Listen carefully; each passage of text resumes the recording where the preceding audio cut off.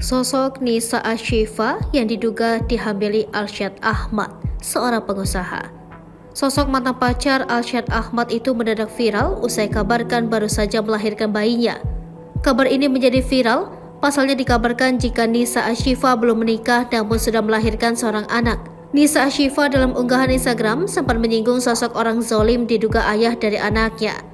Dikatakan bahwa Arsyad Ahmad merupakan mantan terakhir dari Nisa Ashifa. Arsyad pun diduga menghamili mantan kekasihnya itu. Lebih lanjut, Nisa menyebut sosok itu pandai membuat cerita baik di media sosial. Sebelumnya diketahui jika Nisa Ashifa sempat menjalin hubungan asmara dengan Arsyad Ahmad. Adapun antara Arsyad Ahmad dan Nisa Ashifa saling mengenal sejak duduk di bangku SMA.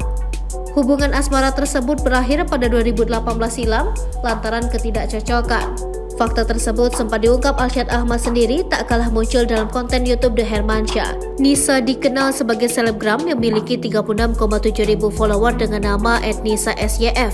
Namun sayang, saat ini Instagram miliknya telah di-private.